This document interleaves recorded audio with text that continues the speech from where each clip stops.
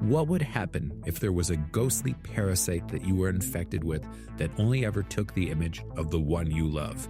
That is the question at the heart of Leviticus, which is bound to become one of the buzziest horror titles to emerge from this year's Sundance.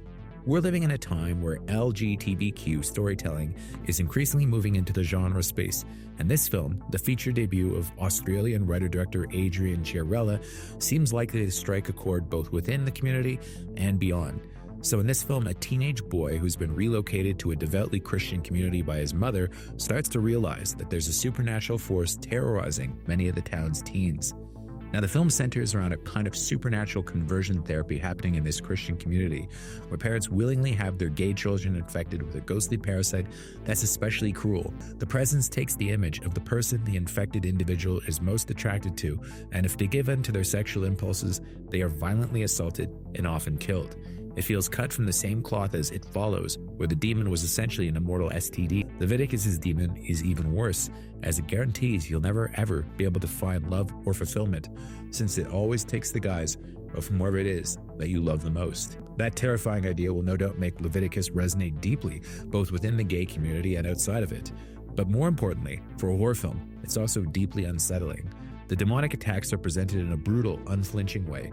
It feels like Chiarella's horror inspirations run deep, but the movie often reminiscent of Sidney J. Fury's The Entity, which is my pick for one of the more disturbing horror films ever made. Joe Bird, who made a huge impression a few years ago in Talk to Me, delivers a compelling, empathetic lead performance.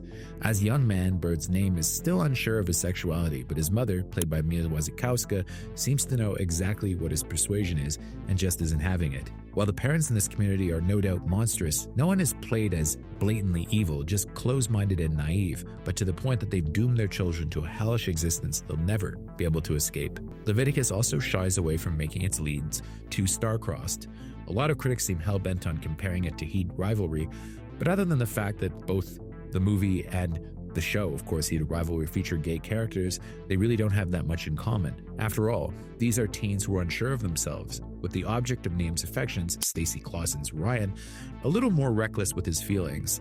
Likewise, Name is a believably conflicted teen, not above some pretty stunning betrayals of his own, driven by adolescent jealousy.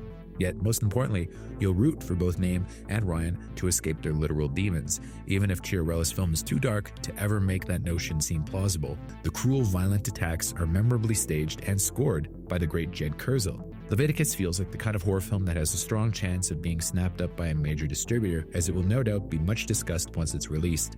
It taps into the current zeitgeist in a very real way and seems like one of those indie horror movies bound to break through, similar to how other Aussie-helmed horror films have in previous editions of Sundance. And I give it a very strong 8 out of 10. Thank you for clicking on our video, everybody. If you like what you saw here, please make sure you like the video and subscribe and share with your friends who like this sort of content. JoBlo was created by movie fans for movie fans, and we appreciate your support.